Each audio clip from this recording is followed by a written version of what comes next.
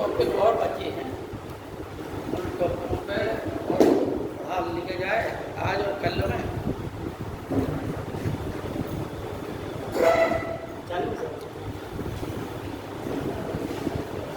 बच्चों, अब जो है आप लोगों के जो लिखा जो पढ़ा दिया हमने, उसमें कुछ चीज़ें और जुड़ रहे आप लोग।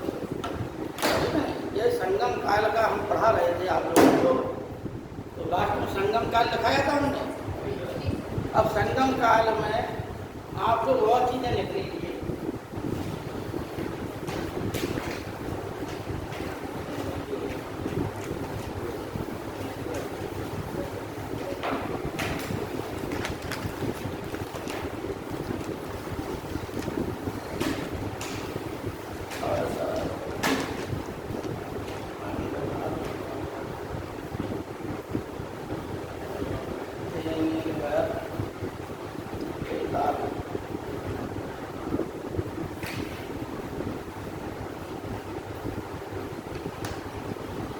मतलब बताया गया है कि वहाँ की संगमकालीन समाज 4 भागों में विभाजित थी।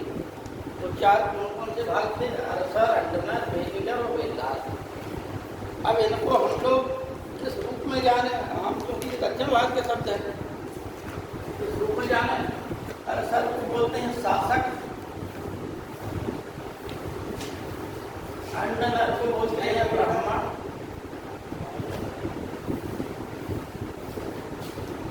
वेदिकर को गणक, वेदलाल को कृषक।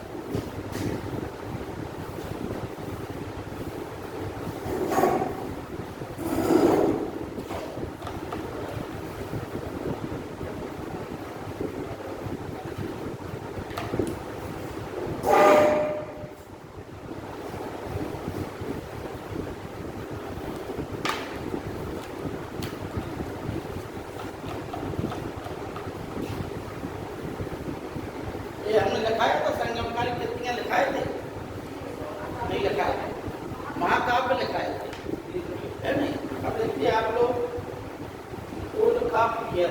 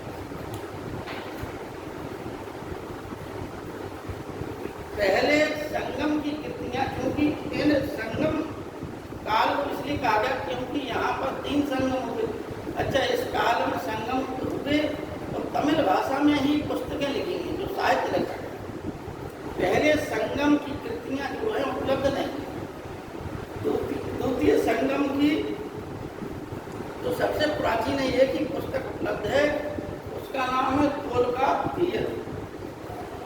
ठीक है,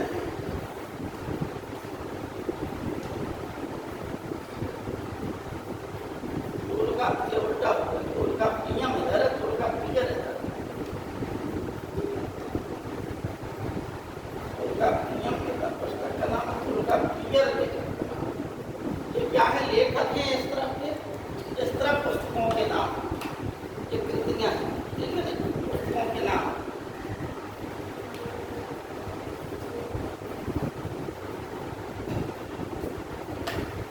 इसमें एक आप लोगों को कहानी सुना देते हैं, ठीक है ना। कहानी है शिलप्पदिकारम। शिलप्पदिकारम का मतलब होता है नुपुर की कहानी, नुपुर की कहानी, पायल को कहते हैं। इसमें 3 पात्र हैं। एक है कोवलन, कन्नगी और माधुरी। ठीक है ना, कौन कौन है? कोवलन,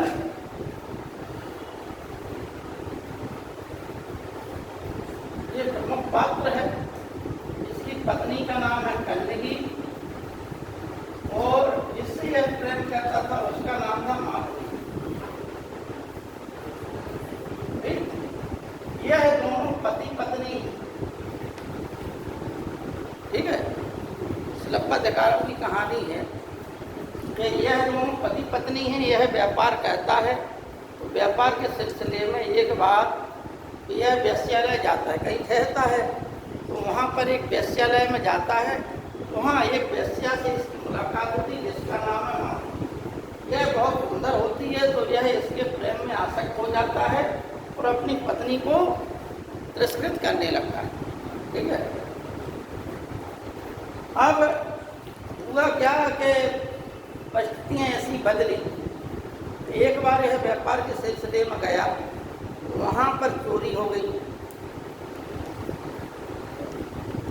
और इसकी रानी की पायल की चोरी हो गई, नूपुर बोलते हैं इसे। ठीक, अच्छा, यह व्यापार के सिलसिले में अपनी पत्नी की पायलों को लेके गया था। अगर कहीं जरूरत पड़ी तो पायलें उनको रख देंगे हम, जिससे कि कुछ आदमी लेके नहीं चलता, धनन बनवा लेता है, अपना जेवरात बना लेता है, तो वो जेवर लेके ठहरा होगा दसराय में। और जब खोजबीन होती है तो इसके पास से क्या है, वो पायलें मिल जाती हैं। तो राजा चोरी के इल्जाम में इसको फांसी पर चढ़ा देता है। यह कहता है कि हमारी पत्नी की पायलें हैं, लेकिन राजा नहीं सुनता। ठीक, वो है राजा कौन था? पांड्य शासक था, नेडुंजेलियन। ठीक, पांड्य वंश का संगमकालीन प्रसिद्ध शासक था, जिसने रोम के सम्राटों से आदान प्रदान किया, व्यापार का भी आदान प्रदान किया। हमने लिखा है इतिहास। ठीक, अच्छा, अब कन्नगी को जब यह पता चलता है उसकी पत्नी को, तो वह जो है श्राप दे देती है कि राजा ने यह गलत किया है, क्योंकि एक पायल उसके पास रहती है। तो वह दिखाती है कि आपने जो किया है वह गलत किया है, और हमारे पति हमारी एक पायल लेके गए थे और दूसरी पायल उसका जोड़ा ये है। अब वो संयोग है कि रानी की जो चोरी हुई उसकी डिजाइन और हमारी डिजाइन एक सी है। और क्रोध में वह जो है राजा को श्राप दे देती है, और राज्य को श्राप देती है तो राजधानी में आग लग जाती है और राजा भी उसी दिन मर जाता है। नेडुंजेलियन की मृत्यु हो जाती है। और वह जो है कन्नगी पांड्य राज्य को छोड़कर चेर राज्य में चली जाती है, जहाँ के चेर राजा और श्रीलंका के राजा उसकी जो है पूजा करने लगते हैं। और यहीं से सती प्रथा, सती पूजा, ठीक है ना, सती पूजा यानी उसका मंदिर बनाते हैं और इसकी पूजा करने लगते हैं। यहीं से जो है चेर राज्य में सती पूजा और श्रीलंका में सती पूजा का प्रचलन प्रारंभ होता है। यही इस कहानी का अंत हो जाता है। इस कहानी का शिलप्पदिकारम की कहानी जो इलांगो आदि करने लगे। ठीक, अब उससे आगे की कहानी क्या है? मणिमेखले की कहानी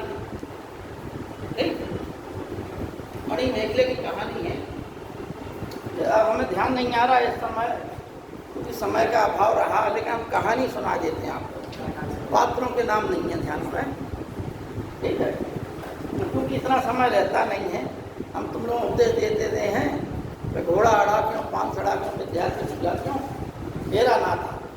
ठीक, अब होता क्या है कि देखो इंटर वालों को पढ़ाते हैं, वहाँ जिस सिलेबस में है नहीं, समय हो जाता है, इसलिए जो तमाम ऐसी चीज़ें हैं दिमाग से निकल जाती हैं। तो यहाँ पर जो है कोवलन और माधवी के सहयोग से माधवी को एक पुत्री प्राप्त होती है, पुत्री को जन्म देती है। तो उस पुत्री की कहानी भी आगे बढ़ती है। वह पुत्री एक युवक से प्रेम करती है, ठीक है ना।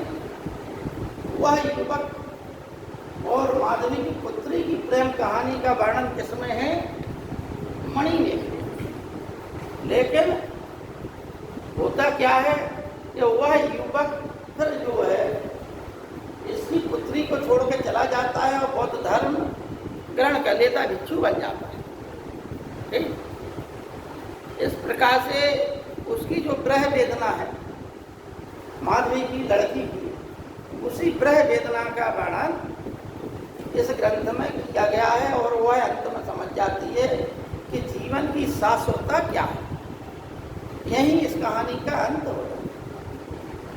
इसका मणि मेखले का। इन किताबों के नाम आते, हमने 5 महाकाव्य लिखा दिए थे आपको, ठीक है, संगम कहानी 5 महाकाव्य थे, यह प्रमुख है ग्रंथ। अब देखिए उस समय का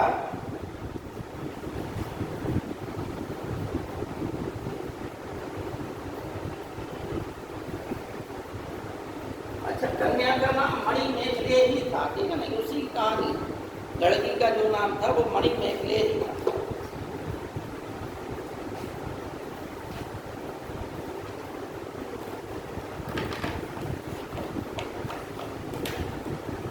अब परीक्षा में कभी कभी होता क्या है, आईएएस बीसीएस की परीक्षा हो या असिस्टेंट प्रोफेसर की हो या प्रवक्ता की परीक्षा हो, यहाँ से शब्द उठा लेते हैं, ठीक है ना।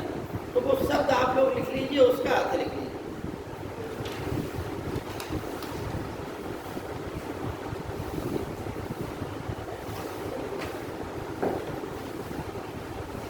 जैसे शब्द मनडाय, मनडाय का मतलब होता है राज्यसभा। क्या है? राज्यसभा। राजा की जो सभा होती थी उसको मंडाय कहा जाता था।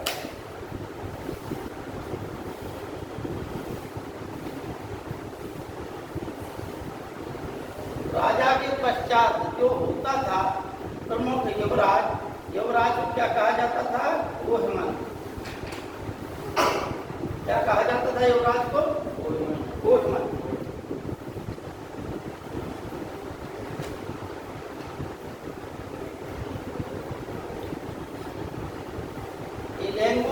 राजा के अन्य पुत्रों को, युवराज के पहले एक पुत्र है, उन अन्य पुत्रों को, अन्य राजा के पुत्रों को क्या कहा जाता था? इलेंगो।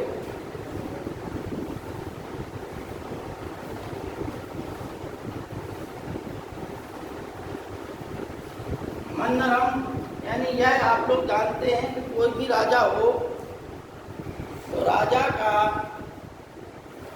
उस राज्य का सबसे बड़ा न्यायाधीश कौन होता था? राजा, ठीक है ना। तो मन्नरम जो है न्याय की सबसे छोटी इकाई,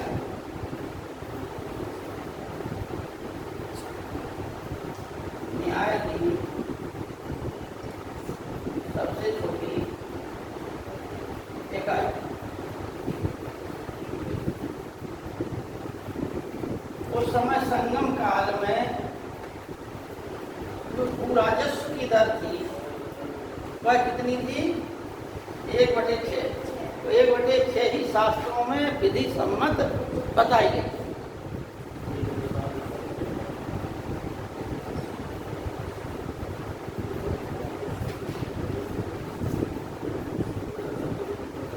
सेना के क्या अंग थे?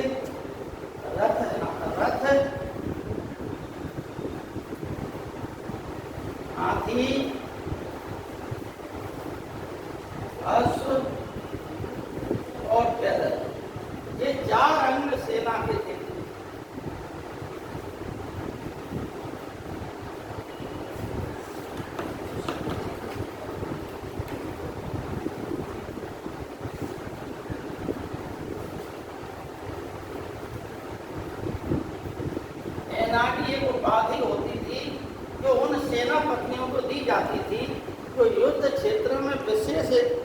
करते थे।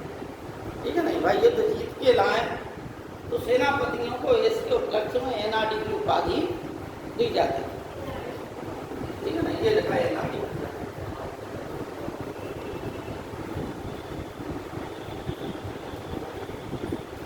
और एक विशेष समारोह होता था, जैसे आजकल नहीं होता है, राष्ट्रपति देते हैं, राष्ट्रपति समारोह एक करते हैं, उसमें पद्म भूषण, पद्म श्री, पद्म भूषण आदि उपाधियाँ दी जाती हैं। ठीक है नहीं, तो इसी प्रकार से प्राचीन समय में भी एक समारोह में राजा सेनापतियों को यह उपाधियाँ देता था, एनआरडी उपाधि सेनापतियों को।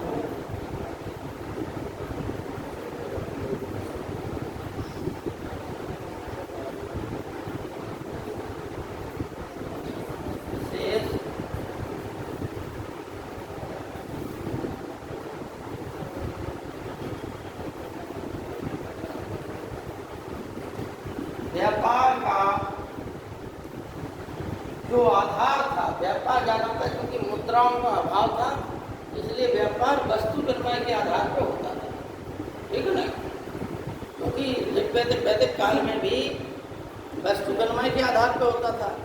जो आर्थिक रूप से उस समय जब मुद्राओं का अभाव होता है किसी देश काल में, तो होता क्या है, तो वहाँ पर वस्तु विनिमय के माध्यम से ही व्यापार चलता है। व्यापार के माध्यम से वस्तु विनिमय के माध्यम।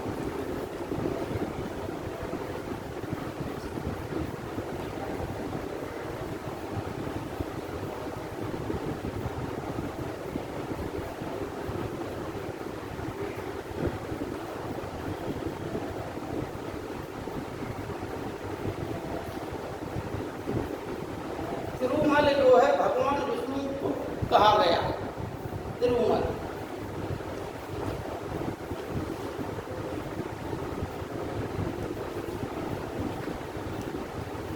और तिरुमल भगवान विष्णु कहा गया दक्षिण भारत में, यानी महाराष्ट्र में भगवान विष्णु का एक नाम और है, वो नाम है विठोबा। ठीक है ना,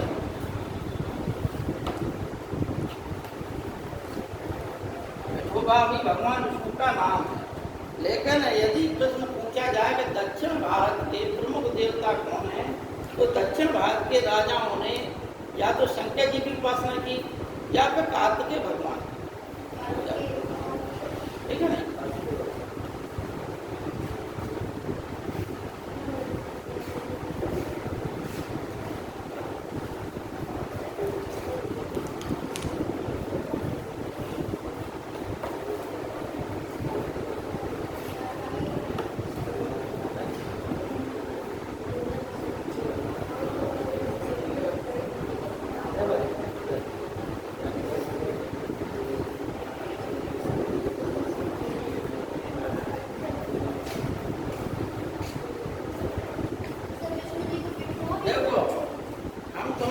स्टाइल में पढ़ा रहे, जिस स्टाइल में हम जो है व्यक्तिगत रूप से कोचिंग में पढ़ाया था।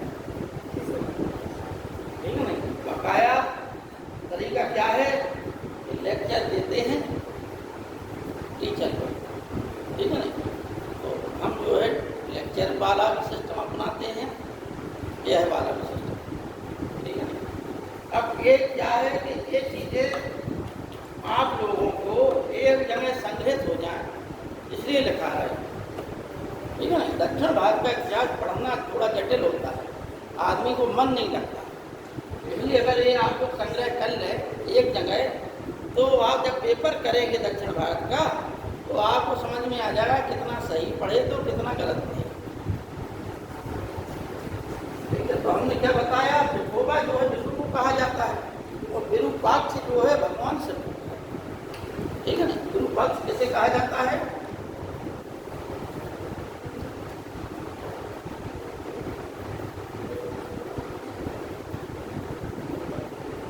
भगवान शिव को दक्षिण भारत में विरूपाक्ष के नाम से भी जानते हैं।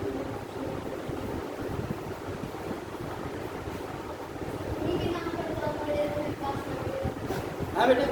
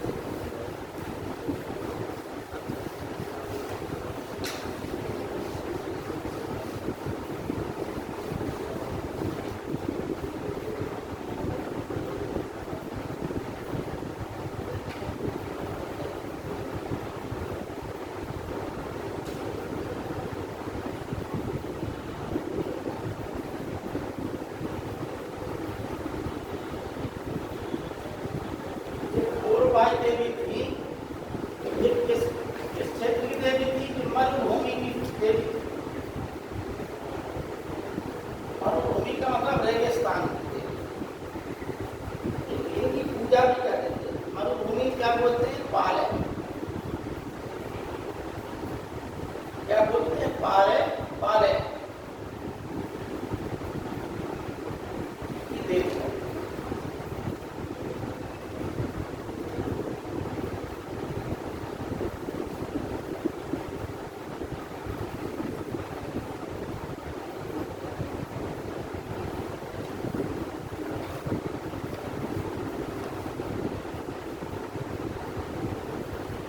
गायों के जो प्रमुख देवता थे उनका नाम था मायोन। अब तुम लोग समझ गए हो कि जिस प्रकार से उत्तर भारत में जिसने भगवान को गोपाल कहा गया, गोपाल का मतलब होता है गायों को पालने वाला, ठीक है नहीं। तो गायों को पालने वाले होने के कारण, गायों की सेवा करने के कारण जैसे भगवान का नाम ये गोपाल भी मिलता है। इसी प्रकार दक्षिण भारत में उन्हीं के समतुल्य एक नाम मिलता है जिसका नाम है मायोन।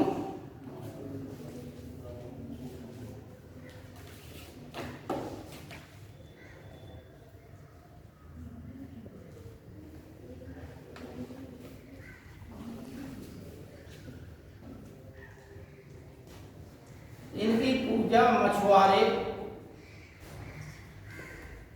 और तटवर्ती यानी समुद्र किनारे के लोग, तटवर्ती लोग इनकी पूजा करते थे। इसकी वरुण देव की मछुआरे और तटवर्ती लोग पूजा करते थे वरुण देव की।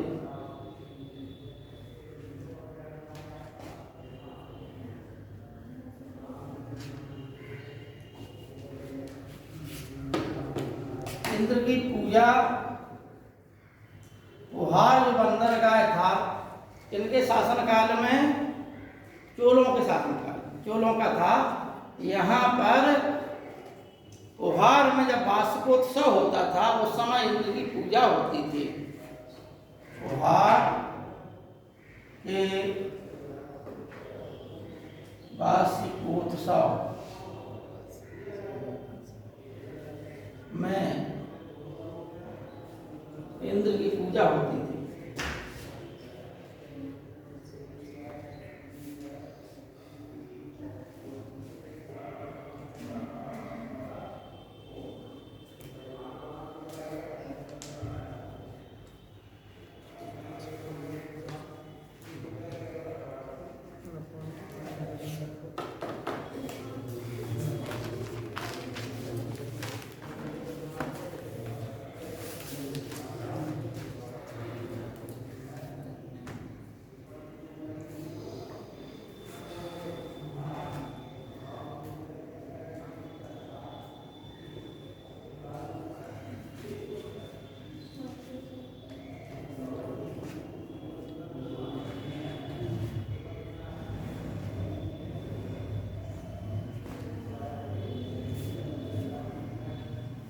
पर्वतीय प्रदेशों के प्रमुख देवता थे कौन? मुरुगन। मुरुगन के क्या नाम है? मुरुगन के नाम है, इन्हीं को मुरुगन जो नाम है, इनका नाम है सुब्रमण्यम के नाम से भी इनको जानते हैं, कार्तिकेय के नाम से भी जानते हैं, स्कंद के नाम से भी जानते हैं, षडानन के नाम से भी जानते हैं, आदि और भी कई नाम, ठीक है ना।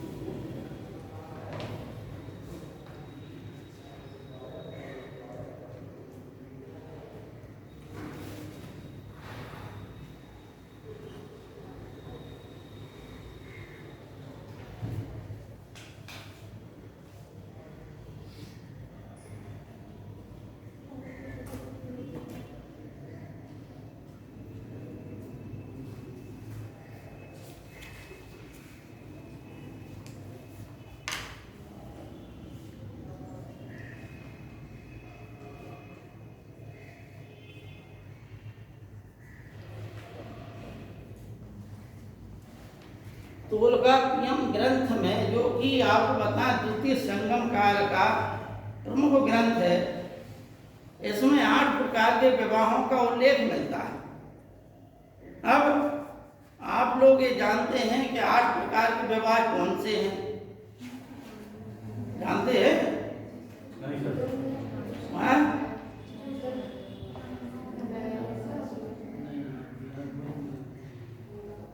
नहीं जानते, पढ़ चुके हैं, है ना?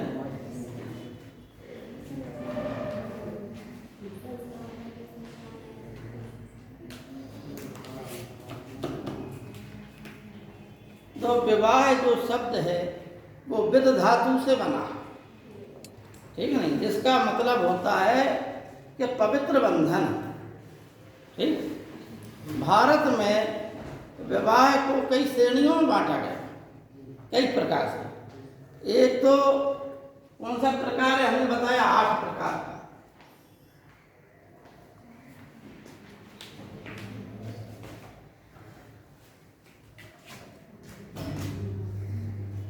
आठ प्रकार। एक विधि से विवाह जो है 2 प्रकार के होते हैं।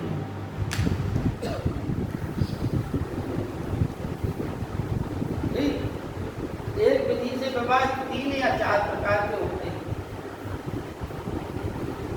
अब सुन लें आप लोग, ठीक, जो 2 प्रकार के हैं वो कौन से हैं? वो 2 प्रकार की, एक अनुलोम विवाह, दूसरा प्रतिलोम विवाह। अनुलोम विवाह में क्या होता है कि उच्च वर्ण का लड़का और निम्न वर्ण की लड़की, या तो उसी वर्ण की लड़की हो या निम्न वर्ण की लड़की। लेकिन आपको एक राज की बात बता दें कि यह जो हम बाहरी रूप से वर्ण बनाए हुए हैं, यह वर्ण बाहरी रूप से है। आंतरिक रूप से कुंडली से जो व्यक्ति का जब जन्म होता है तब उसके कुंडली में लिख के आता है कि वह किस वर्ण का है। जैसे आपने जन्म, मानी चलो सुबह 5 बजे का जन्म, इतनी तारीख का जन्म है, ठीक, उस आधार पे मतलब इसका सॉफ्टवेयर होता है, उसमें डाल लें तो आपका सब आ जाएगा कि आपका वर्ण क्या है, किस नक्षत्र में जन्म लिए, कौन सी राशि है, क्या मूल्यांक है, ये सब चीज़ें लिख के आ जाए, ठीक है, जिसे हम कहते हैं ज्योतिष। ठीक, चाहे वो ब्राह्मण कुल में जन्म लिया हो, लेकिन वो हो सकता है कि कुंडली के हिसाब से शूद्र वर्ण का, ठीक है नहीं, जन्म से वो ब्राह्मण हो लेकिन कुंडली के हिसाब से वह शूद्र भी हो सकता है, वर्ण उसका, ठीक। और चाहे वो किसी भी जाति में हो, वह जन्म से ब्राह्मण भी हो सकता है। और जो कुंडली में है स्वभाव आदमी का वैसा ही होगा, और जो जन्म से है उसका स्वभाव जरूरी नहीं कि वैसा ही हो। इसलिए देखिए तमाम ब्राह्मण हैं बड़े दुष्ट बने फिर रहे, सबसे ज़्यादा बड़े गुंडा बने फिर रहे, जबकि वो अपना जो है ब्राह्मण का गुण होता है कि शिक्षा देना, शिक्षा लेना, भिक्षा लेना, भिक्षा देना, एक कराना और एक करवाना। लेकिन ये अपने जो है उद्देश्यों से भटक गए, क्योंकि वह अपने नैतिक कर्म भूल गए, ठीक है। तो एक चीज़ ये है कि वर्ण जो है कुंडली के साथ से होता है। तो जब उच्च वर्ण का लड़का हो या उसी वर्ण की लड़की हो, जैसे मान के चलिए क्षत्रिय वर्ण का लड़का है, या तो लड़की जो है क्षत्रिय वर्ण की हो या वैश्य वर्ण की हो या शूद्र वर्ण की हो, तो विवाह हो जाएगा। अगर लड़की अगर जो है कुंडली में उसका वर्ण ब्राह्मण निकला तो लड़की का वर्ण ऊंचा हो जाएगा, फिर विवाह नहीं। ऐसे विवाह को निंदनीय विवाह कहते हैं। वह विवाह क्या हो जाएगा? प्रतिलोम विवाह। यानी अनुलोम विवाह जो है प्रशंसनीय है। जो जितने भी ठाकुर लोग हैं उनमें यही विधि अपनाई है। ठीक, बेटा मौत हो जाती, नींद आ रही क्या,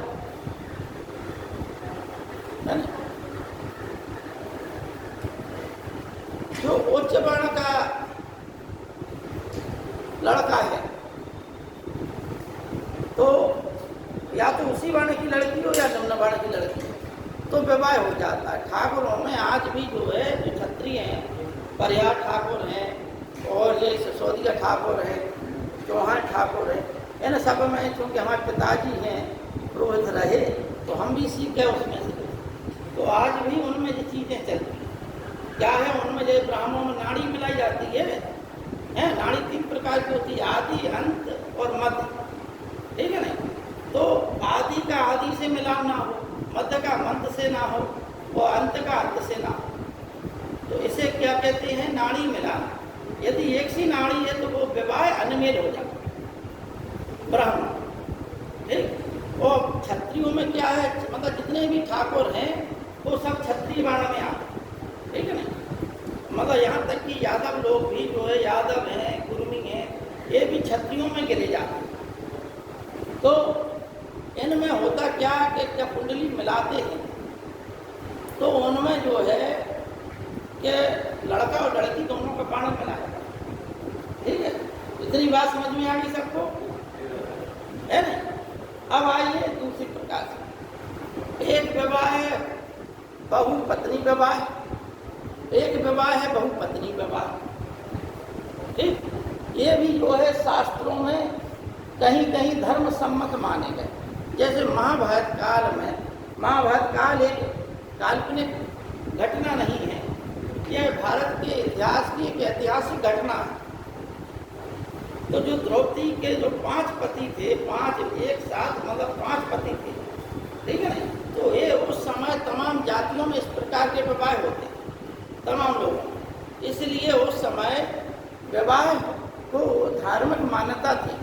लेकिन हुआ जो है वैश्यवृत्ति की श्रेणी में विवाह ना आ जाए, इसलिए ये नियम था उसमें कि 2 साल के लिए एक ही व्यक्ति उसका पति रहे, दूसरा पति जो है उसके साथ में पति जैसा व्यवहार नहीं करेगा, ठीक है ना। यदि 2 साल के लिए कोई एक पति है, यदि युधिष्ठिर का मतलब 2 साल के पति हैं युधिष्ठिर, तो इस बीच में जो 4 पांडव थे वो पति जैसा व्यवहार नहीं करेंगे द्रौपदी के साथ, इस प्रकार का व्यवधान मतलब प्रावधान था।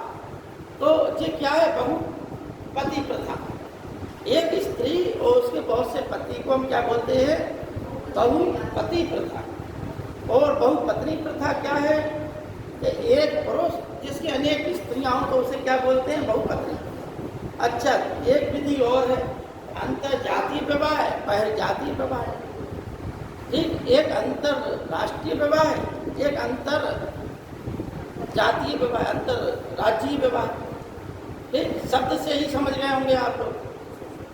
जैसे अंतरराष्ट्रीय विवाह क्या था, भारत का पहला अंतरराष्ट्रीय विवाह सही रूप से क्या था, चंद्रगुप्त मौर्य का हेलेना, इसे हम बोलते हैं अंतरराष्ट्रीय विवाह, ठीक है। अंतरराज्यीय का मतलब है कि एक ही राज्य का उसी राज्य में हो जाए या उसी, है, ठीक है, तो उसे क्या बोलते हैं, अंतरजातीय, है। और बाह्य जातीय यानी अपनी जाति से बाहर विवाह करने को बाह्य जाति कहते हैं और अपनी जाति में विवाह करने को अंतरजातीय। इतनी बात समझ में आ गई। अब देखिए 8 प्रकार के विवाह, इनमें से 4 विवाह प्रशंसनीय हैं और 4 विवाह निंदनीय। प्रजापत्य विवाह, आस विवाह, ब्रह्म विवाह और एक विवाह और है कोई, ठीक है ना। नहीं, गंधर्व विवाह तो निंदनीय में आता है, ठीक है ना। तो ये जो है 4 श्रेणी में, एक गंधर्व विवाह है, एक राक्षस विवाह है, एक असुर विवाह है और एक पैशाच विवाह है। ये जो 4 हैं नीचे के, गंधर्व विवाह, असुर विवाह, राक्षस विवाह और पैशाच विवाह, यह विवाह निंदनीय, ठीक है। आस विवाह क्या था, प्रजापत्य विवाह, ब्रह्म विवाह और आस विवाह। आस विवाह में जो पुरोहित लड़की के पिता को एक जोड़ी बैल दान देता था, उसे हम क्या बोलते थे, आस विवाह। प्रजापत्य विवाह में पिता जो है अपनी लड़की के लिए एक योग्य वर की तलाश करता था, उसके साथ विवाह कर देता था, उसको हम प्रजापत्य विवाह कहते हैं। ब्रह्म विवाह क्या है, कर्मकांडीय ब्राह्मण के साथ जो है लड़की का पिता जो है अपनी पुत्री का विवाह कर देता, उसे हम जो है ब्रह्म विवाह कहते थे, ठीक। गंधर्व विवाह यानी प्रेम से आसक्त लड़की और लड़का आपस में एक दूसरे का चयन कर लेते हैं, विवाह कर लेते हैं, ठीक है ना। इसे हम जो है गंधर्व विवाह कहते हैं। आज की श्रेणी में से हम कहते हैं प्रेम विवाह। ठीक, असुर विवाह क्या है, ये पहले राक्षस विवाह समझ लें। राक्षस विवाह वो है कि किसी लड़की का जबरदस्ती अपहरण करके विवाह कर ले, अब उसकी सहमति हो या ना, लेकिन अपहरण होगा। जैसे भगवान कृष्ण ने रुक्मिणी का अपहरण किया, अर्जुन ने सुभद्रा का अपहरण किया, ये जो है राक्षस श्रेणी के विवाह में। असुर विवाह क्या है, किसी कन्या के पिता को, किसी कन्या के पिता को कन्या के मूल्य का भुगतान कर देना, यानी कन्या को खरीद लेना पैसे पे, ठीक है ना। ऐसे विवाह को क्या बोलते हैं, असुर विवाह। ठीक, और पिशाच विवाह वो वह विवाह है जिसमें कोई सोई हुई पागल स्त्री है, पागल लड़की है, उसकी सोई हुई अवस्था में उसके साथ जो है बलात्कार करना ही जो है पिशाच विवाह की श्रेणी में आता है, ठीक है ना। यह जो है पिशाच विवाह। इस प्रकार से 8 प्रकार के इन विवाहों का उल्लेख प्राचीन काल में, प्राचीन समय से ही भारत में था, और इस चीज का दक्षिण भारत में भी उल्लेख इस ग्रंथ में हुआ, तोलकाप्पियम ग्रंथ। ठीक है, अब आगे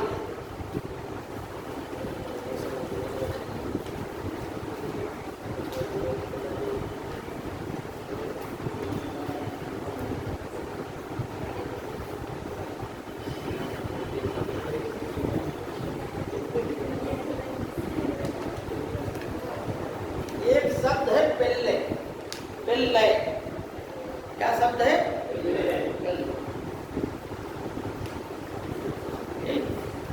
आप देखिए हम लोग उत्तर भारत में और अन्य क्षेत्रों में भाषा में थोड़ा अंतर है। जैसे पंजाबी में एक शब्द है लुल, ठीक है ना। हमारा मतलब ग्वालियर में एक टीचर थे अंग्रेजी के, उन्होंने बताया, अब तुम लोगों को हंसी आ रही, लेकिन जब इसका अर्थ आप समझेंगे तो आप कहेंगे अरे बड़ा गंभीर शब्द अर्थ है इसका। ठीक, जो एमए कर लेता है, क्या किए हो कि हम लुल किए, मतलब एमए किए, इसको कहते हैं लुल, इसमें पंजाबी। और हमारे यहाँ इसको क्या कहते हैं, परास्नातक, ठीक है ना। तो उसी प्रकार से जो पिल्ले शब्द है, इसको क्या बोलते हैं, किसके लिए था पिल्ले शब्द, छात्रों।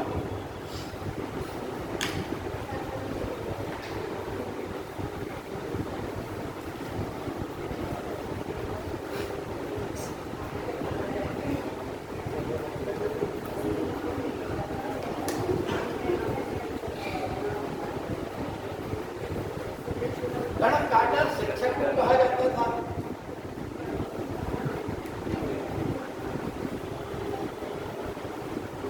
संगम काल में सती प्रथा का भी उल्लेख हुआ, ठीक है ना।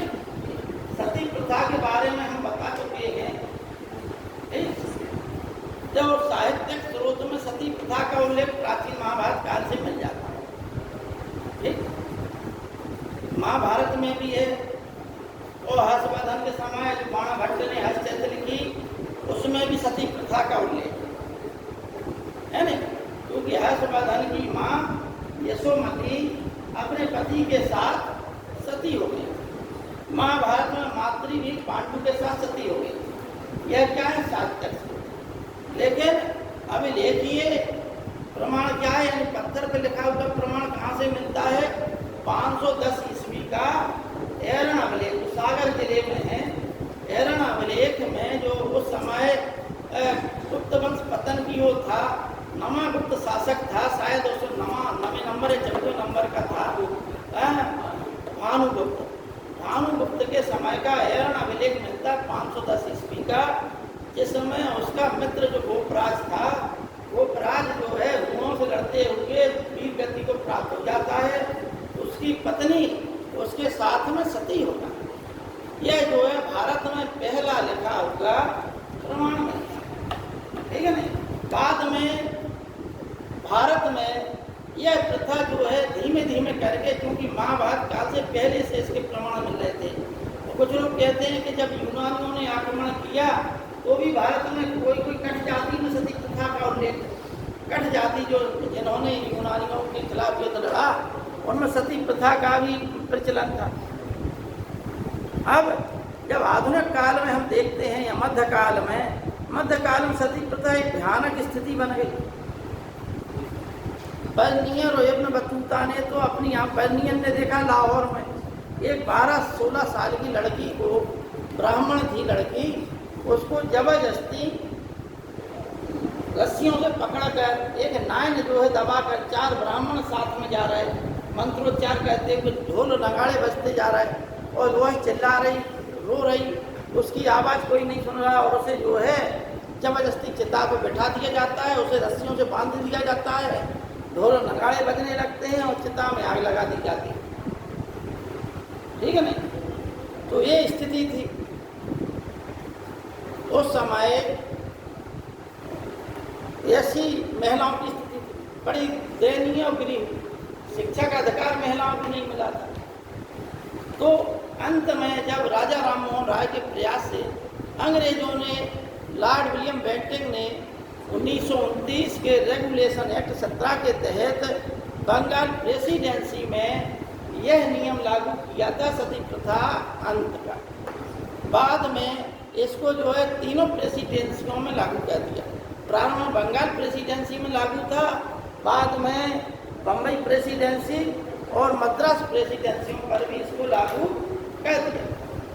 ठीक है नहीं? देखिए, आपको हम बता दें कि मध्यकाल करीब भारत में 800 साल चला।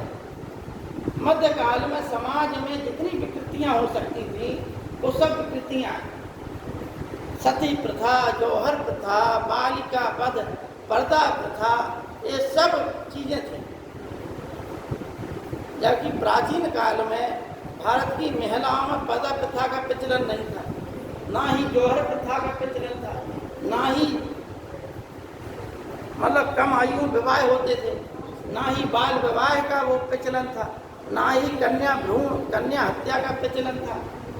लेकिन मध्यकाल में ये सब भारतीय समाज में बुराइयां प्रवेश कर गई और समाज ने इसको एक अंग के रूप में स्वीकार भी कर लिया। तो वह किसी भी जाति और धर्म का क्यों ना हो, चाहे वो ब्राह्मण हो चाहे कोई हो, ब्राह्मण धर्म के ठेकेदार थे, लेकिन अगर ब्राह्मण के यहाँ भी अगर उसकी पुत्री हो जाती थी विधवा, तो उसको भी वही वैधव्य का जीवन जीना पड़ता था जैसा कि अन्य महिलाओं को जीवन जीना पड़ता। बल्कि अन्य महिलाओं को मतलब जो है सहूलियत भी थी, लेकिन ब्राह्मण परिवारों में इनकी बड़ी कठोरता थी, और या तो फिर तुम सती हो जाओ। ठीक है ना? जो बच जाती थी सती प्रथा से उन्हें वैधव्य का जीवन जीना पड़ता था। मतलब एक टाइम का भोजन, एक किनारे पर पड़ी रहो, किसी वैवाहिक मांगलिक कार्य में शामिल नहीं हो सकती थी, एक ही साड़ी पहनना है, ठीक है, एक ही वस्त्र में रहना है, किसी प्रकार के सौंदर्य प्रसाधन का उपयोग नहीं करना, एक स्वादिष्ट भोजन नहीं करना, सिर्फ सादा नमक डालना है, मसाले किसी प्रकार के मसाले नहीं डालना, पानी में सब्जी चुराओ और खा जाओ। ठीक, तो ये स्थिति थी। उसे अपना भोजन स्वयं बनाना पड़ता था, अपने बर्तन स्वयं साफ करने पड़ते थे, और पलंग पे नहीं सोना पड़ता है, नीचे जमीन में चटाई पे सोना पड़ता था। तो मकान के एक किनारे वाले कमरे को दे दिया जाता था। इस प्रकार की जो है जो विधवाएं होती थी उनकी स्थिति थी। जो पंजाब के अंतिम राजा थे दिलीप सिंह, महाराजा रणजीत सिंह के पुत्र थे, उन्होंने कन्या भ्रूण हत्या के बालिका वध के बारे में कहा कि उनके कई बहनें थी, होती थी। हमारे पिताजी हमारे सामने ही बोले, हमने खुद देखा अपनी आंखों से कि उन्हें जो है बोरों में भरकर सतलज नदी में फुकवा देते थे। ठीक है ना? अब हम जब पढ़ते हैं ना राजाओं को तो हम कहते हैं ये महान राजा रणजीत सिंह अपने समय का सबसे महान राजा था पंजाब का, जिसने पूरे पंजाब से लेकर लाहौर तक अधिकार कर लिया था। ठीक, अंग्रेज लोग, खाली अंग्रेज लोग सबको हराया अंग्रेजों ने, लेकिन रणजीत सिंह को नहीं हरा पाए। और रणजीत सिंह की मृत्यु के बाद पश्चात अंग्रेजों को अवसर मिल गया और उन्होंने पंजाब को अपने राज्य में मिला लिया। ऐसा महान शासक जिसकी एक आंख फूटी थी, ठीक है नहीं, महाराजा रणजीत सिंह की एक आंख फूटी थी, तो उसका कहना था कि कुदरत ने हमें इसलिए एक आंख का बना दिया कि मैं सभी धर्मों को एक नज़र से देख सकूं, ठीक है ना। भाई देखिए, ये जो है महान लोगों के महान वचन, और ऐसा नहीं कि वो उसका वचन ही था, वो है काम भी करता था। वो है कोई एक मतलब फकीर थे, तो अपनी दाढ़ी से उनके पैरों को धूल को साफ करता था। मतलब उसकी कथनी अकेली नहीं थी, करनी भी उसकी थी कि दरवेश फकीर जो आते थे तो उसके दाढ़ी इतनी लंबी थी रणजीत सिंह के, तो उस दाढ़ी के बालों से उनके पैरों को झुककर पैरों की धूल को साफ करता। तो ऐसा नहीं है कि खाली हवाई फायरिंग को कह रहा है कि ये काम से हम सबको देखें, काम भी करता था, सभी धर्मों का आदर करता था। तो उसकी सेना में मतलब जो है अंग्रेज लोग भी थे, सबसे सुसज्जित सेना उस समय, जो जिस प्रकार से अंग्रेजों की सेना, यूरोपियों की सेनाएं होती थी, ठीक उसी प्रकार से रणजीत सिंह की सेना थी उस भारत, और किसी के पास ऐसी सुसज्जित सेना नहीं थी। क्यों? क्योंकि उसने फ्रांस के और इटली के तमाम जो सेनाधिकारी थे उनको अपनी सेना भर्ती कर दिया था। तो ये चीज़ें, इन चीज़ों का उल्लेख भारत में सती प्रथा है, संगम काल में भी इसका वर्णन किया है। सर जौहर प्रथा क्या होती है?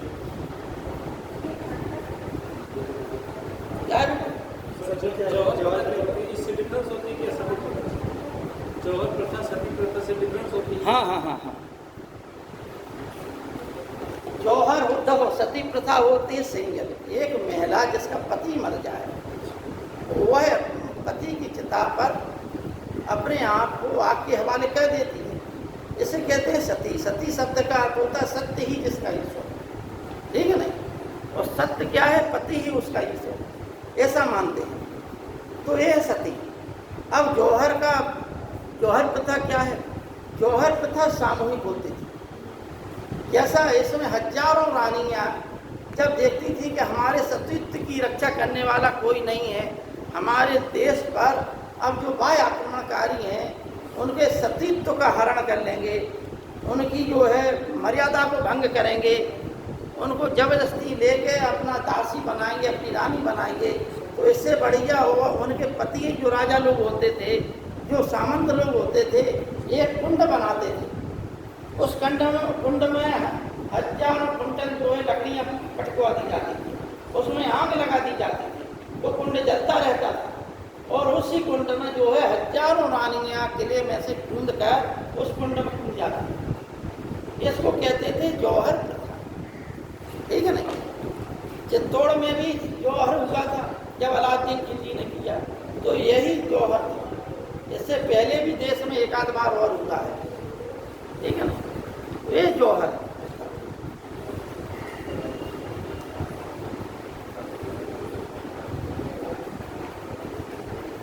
इस समय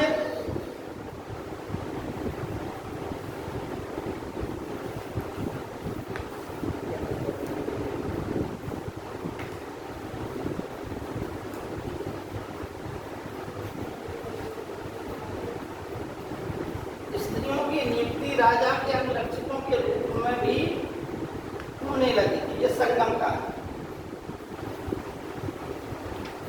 यहाँ का एक खेल था शतरंज। शतरंज क्या है? वृद्ध जनों का लोकप्रिय खेल। वृद्ध जनों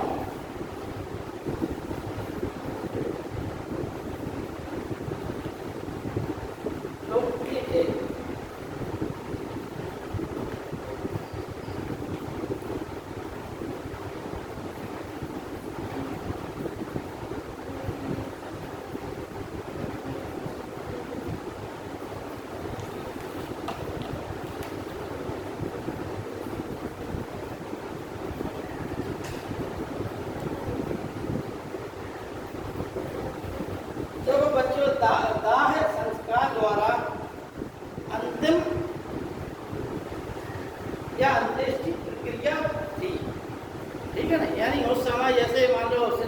में 3 प्रकार के समाधिकरण का प्रमाण मिलता है। यहाँ पर सिर्फ एक ही प्रकार का समाधिकरण होता था, वो कौन सा था? दाह। क्योंकि दाह संस्कार आर्यों में प्रचलित था, इसलिए दाह संस्कार द्वारा ही संगम काल में अंतिम रूप से व्यक्ति का अंतिम संस्कार किया जाता। लेकिन इस काल में दास प्रथा नहीं थी, यह महत्वपूर्ण पॉइंट है। इस काल में दास प्रथा प्रचलित नहीं थी।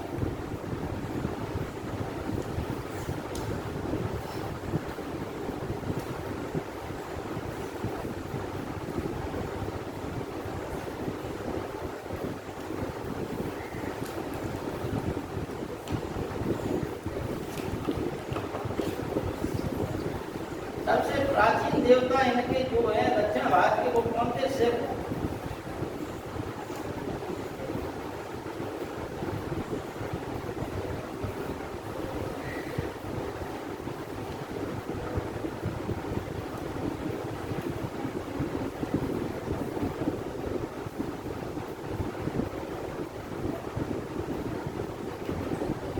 पेरुनल राजा के जन्म दिवस मनाया जाता था, उसको पेरुनल कहते हैं, ठीक है ना।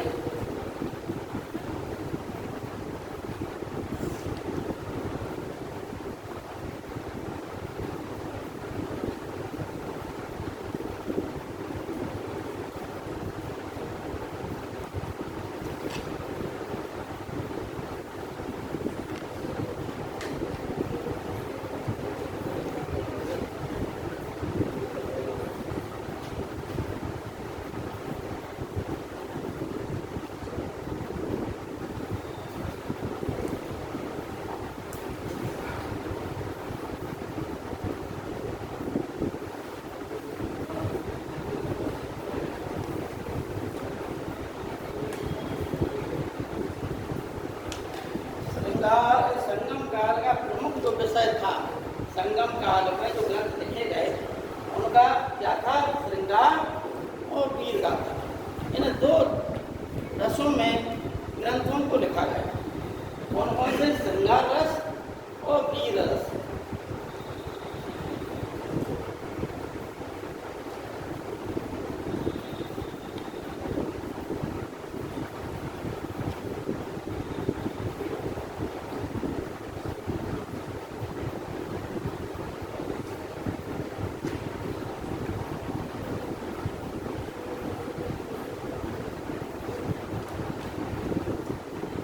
श्रृंगार को वाह कहते थे, तो वीर गाथा को पुरम कहते थे। इतना हमने आपको संगम काल के बारे में लिखा।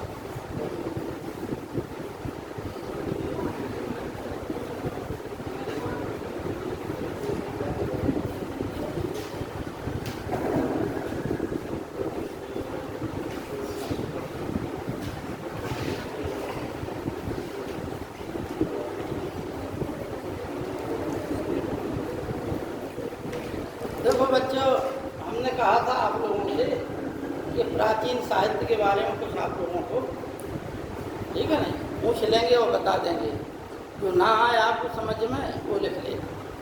ठीक, अब प्राचीन जो है ग्रंथ, जैसे अश्वघोष के ग्रंथ कौन से हैं?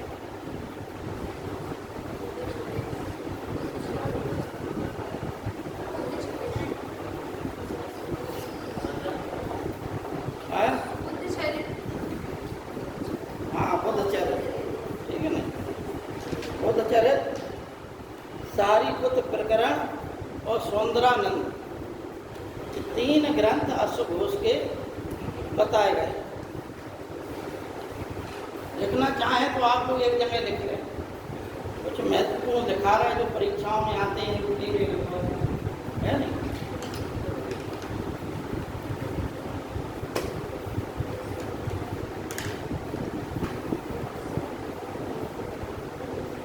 देखिए, सारीपुत्र प्रकरण अश्वघोष लिखिए, अश्वघोष, और फिर डैश लगा के आगे लिख दीजिए आप, ठीक है।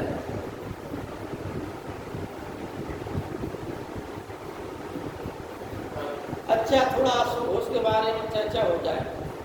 ठीक, अश्वघोष यह बौद्ध धर्म के बहुत बड़े विद्वान थे। इनका जन्म पाटलिपुत्र में हुआ था। बचपन में इनकी आवाज घोड़े जैसी थी, इसलिए इनका नाम क्या पड़ा? सीधी सी बात, इसलिए नाम पड़ गया अश्वघोष, ठीक है। अब कनिष्क के समय, जब कनिष्क ने, महाराजा कनिष्क ने मगध पे आक्रमण किया, तो उन्हें ये जानकारी मिली कि ये बहुत बड़े विद्वान, तो उन्होंने उन्हें अपने साथ चलने के लिए कहा, ठीक है। तो वह जो है कनिष्क के दरबार से जुड़ गए। इसलिए चतुर्थ बौद्ध संगीति के उपाध्यक्ष कौन थे? अशोक।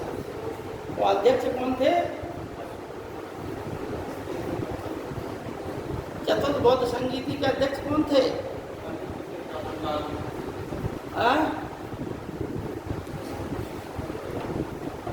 नहीं पता। वसुमित्र थे, ठीक है ना। और एक जैन आचार्य थे पार्श्व, उनके कहने पर कनिष्क ने यह चौथी बौद्ध संगीति का आयोजन। जैन होने के कारण भी उन्होंने बौद्ध धर्म की बात कही। देखिए, यह भारत की धर्म सहिष्णुता है नहीं। जो सम्राट अशोक कहते हैं कि जो आदमी दूसरे धर्म की निंदा करता है वह सबसे ज़्यादा अपने धर्म को ही जो है नुकसान पहुंचा रहा है। अगर आपको अपने धर्म की वृद्धि करना है तो सभी धर्मों का आपको सम्मान करना चाहिए। जब आप सभी धर्मों का सम्मान करेंगे तो आपके धर्म का अपने आप सम्मान हो जाए। लोग बाग जैसे मान लीजिए सामान्य व्यवहार में भी हम लोग देखते हैं कि जो दूसरों की निंदा करता है दूसरे उसकी निंदा करते हैं, और जो सबकी प्रशंसा करता है सब उसकी प्रशंसा करते हैं। सामान्य व्यवहार की बात कभी भी देख लें, जो सबकी प्रशंसा करेगा सब उसकी प्रशंसा करेंगे, और जो सबकी निंदा करेगा सब उसकी निंदा करेंगे, है नहीं। तो अश्वघोष की लिख लिया आप, अंगला लिखिए आप लोग। विशाख दत्त,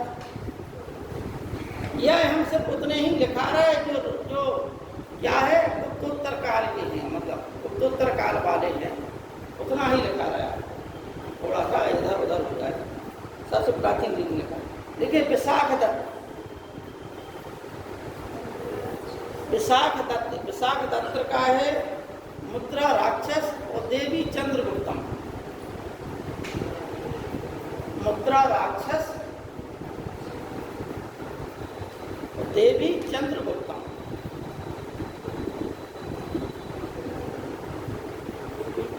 देवी चंद्रगुप्तम। अब ये दोनों ही ग्रंथ ऐतिहासिक दृष्टि से बड़े महत्वपूर्ण हैं। क्यों है? क्योंकि मुद्रा राक्षस से हमें मौर्य वंश की जानकारी मिल जाती है। चंद्रगुप्त मौर्य के प्रारंभिक जीवन के बारे में जानकारी मिलती है और देवी चंद्रगुप्तम से चंद्रगुप्त द्वितीय तथा ध्रुव देवी के मिलन की कहानी का पता चलता है कि रामगुप्त की ऐतिहासिकता का भी पता चलता है। किस ग्रंथ से? देवी चंद्रगुप्तम से। ठीक है ना?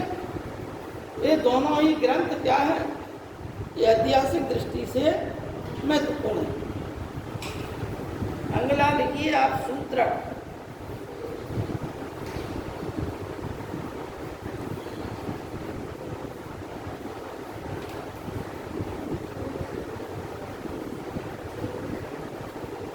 सूत्रक ने जो लिखी है मृच्छकटिकम। ठीक है। अच्छा, अब आप लोगों में से कितने लोग हैं जिन्होंने शशि कपूर की फिल्म उत्सव देखी? हाँ? नहीं देखी? ठीक। हाँ? यह हम बता रहे, सुनिए। इसमें बिल्कुल वही कहानी है मृच्छकटिकम सूत्रक। अब आपको बता दें कहानी क्या है। कहानी मैंने ब्राह्मणों को ये बताया गया कि यदि आपातकाल आए तो ब्राह्मण कोई भी कार्य को कर सकता है, किसी भी बाण के कार्य को कर सकता है। इसे कहते हैं आपात धर्म, आपद धर्म। ठीक है ना? इतिहास में क्या बोलते हैं? आपद धर्म। अब एक इसका नायक जो है वह है चारुदत्त। ठीक। इस ग्रंथ का नायक का नाम है चारुदत्त, जो कि ब्राह्मण होता है लेकिन व्यापारी ब्राह्मण है। ये ब्राह्मण के कार्य नहीं करता है, ये जो है व्यापारी है। जाति से ब्राह्मण है लेकिन है व्यापारी।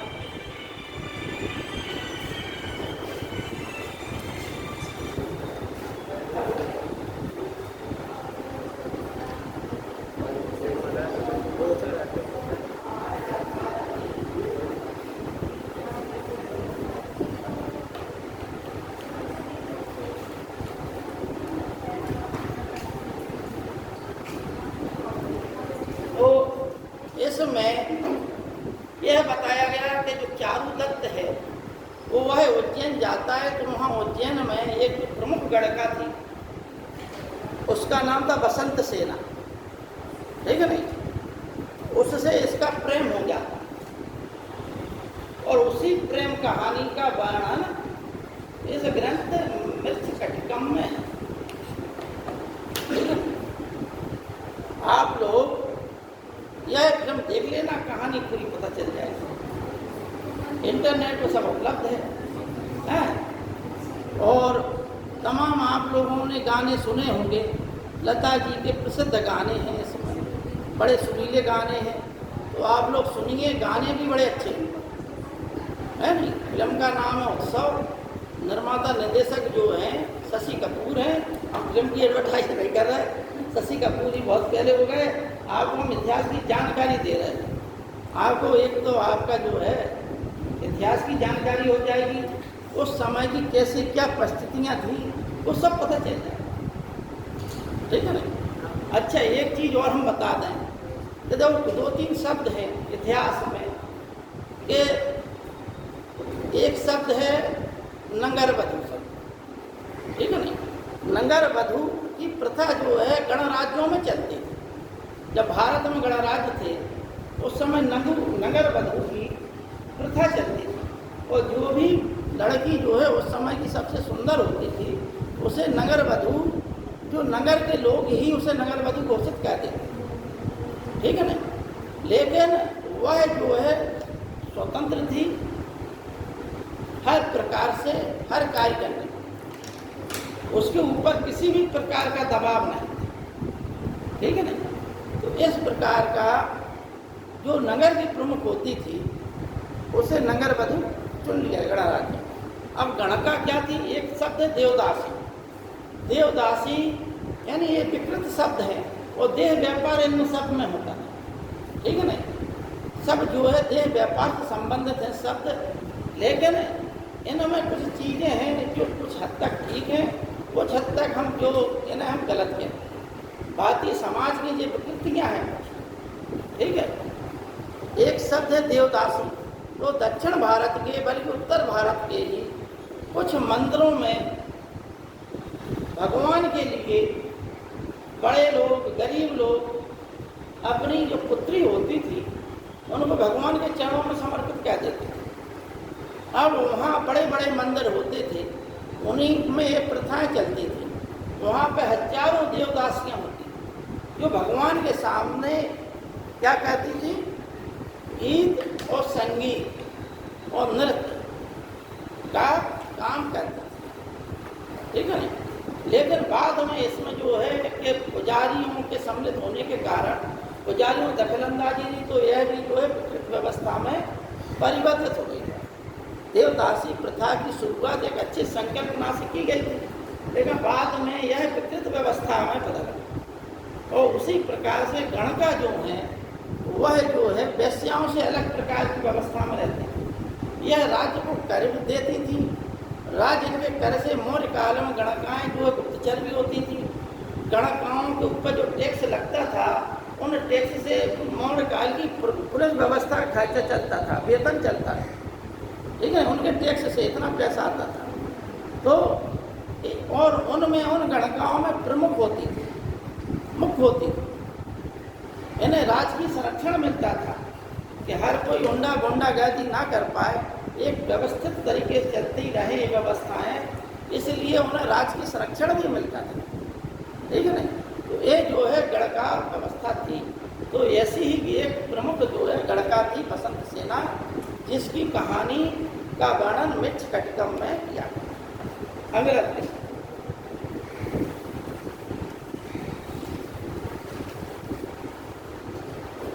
अच्छा, मृच्छकटिकम का अर्थ होता है माटी की खिलौना गाड़ी होता है, माटी की खिलौना गाड़ी होता है।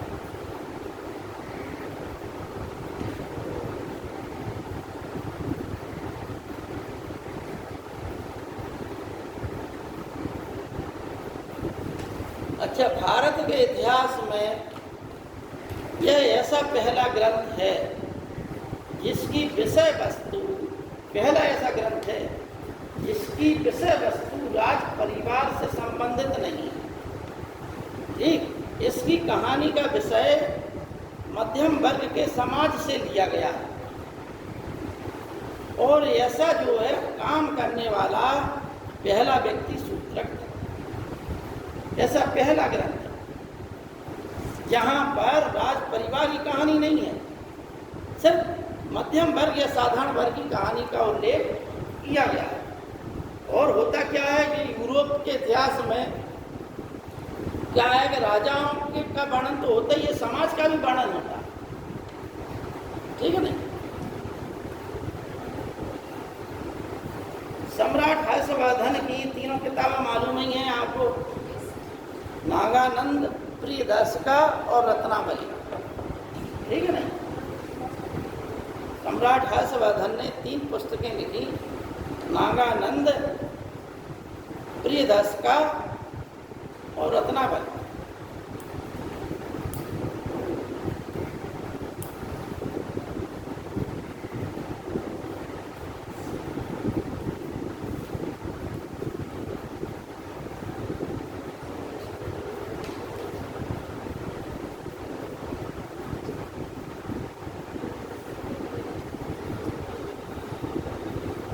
देखिए बच्चों, नागानंद की कहानी तो आपको हम बता चुके एक बार,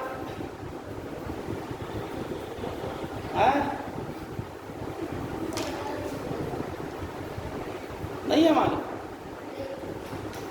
अरे क्या 3 किताब बताई हमने, कौन कौन?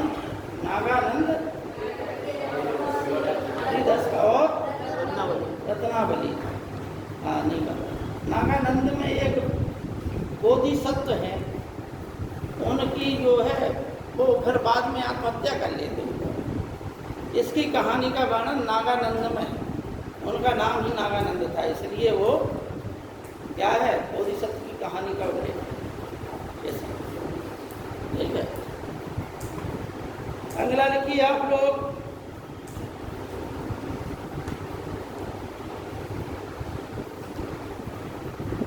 विग्रहराज चतुर्थ बीसलदेव। ये चौहान वंश के सबसे प्रतापी शासक थे, ठीक है ना। चौहान वंश के यानी पृथ्वीराज चौहान के नाम से ज़्यादा प्रसिद्ध हैं, लेकिन सर्वाधिक जो है शक्तिशाली शासक कौन था? विग्रहराज चतुर्थ बीसलदेव। इन्होंने एक नाटक लिखा था जिस नाटक का नाम था हरिकेली। हरिकेली क्या नाम था? हरिकेली। अच्छा, पत्थर पे इन्होंने लिखवाया, इसको खुदवाया था।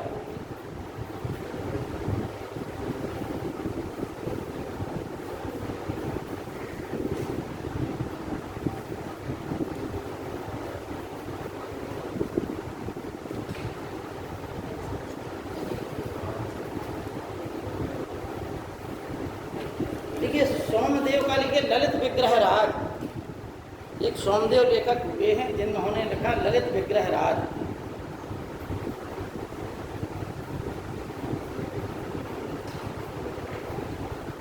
धनंजय का देखिए 10 रूपक।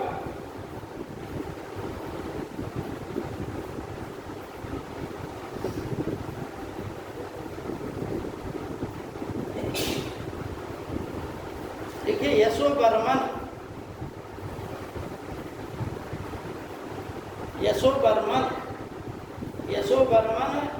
ने रामाभ्युदय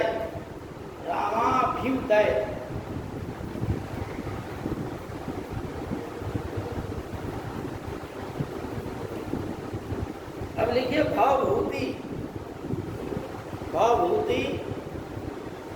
ने 3 ग्रंथ लिखे हैं, मालती माधव, उत्तर रामचरित और महावीर चरित। मालती माधव, उत्तर रामचरित और महावीर चरित।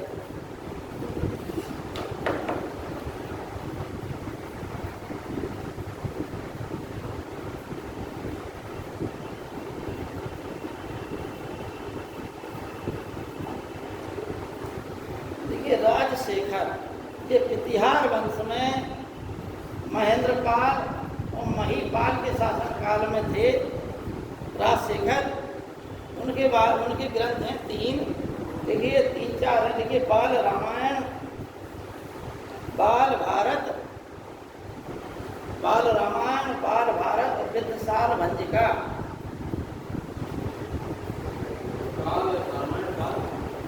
बाल रामायण, बाल भारत और विद्वसार भंजिका।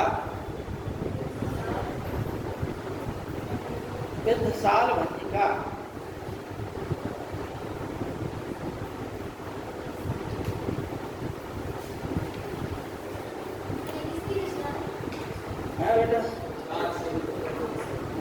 आओ भूति। अरे हम राजशेखर, एक इतिहास शासन काल। बच्चों आज इतना रहने दें।